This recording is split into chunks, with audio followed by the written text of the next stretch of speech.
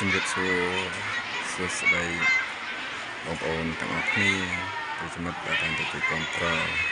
ឥឡូវនេះយើងចូលកលេចមើលទឹកចិត្តឪពុកម្ដាយចំពោះកូនគ្រប់រូបបាទមាន4នៅក្នុងនេះបាទបទបង្ហាញហ្នឹងគឺយើងមើលទឹកចិត្តឪពុកម្ដាយ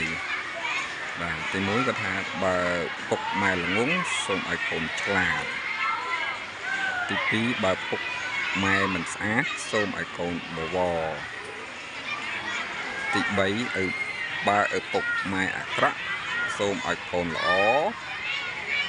និងទី4បើពុកម៉ែនេះក្រសូមឲ្យកូនមានបាទចំពោះពាក្យនេះពិតជាមានអត្ថន័យដ៏ជ្រាលជ្រៅបើឪពុកម្ដាយមានចំពោះកូនបាទកូនច្បាស់យល់ពីជំរឿនៃទឹកចិត្តឪពុកម្ដាយដែលខំចិញ្ចឹមបែកថែរក្សាកូនបាទនេះគឺសូមអរគុណ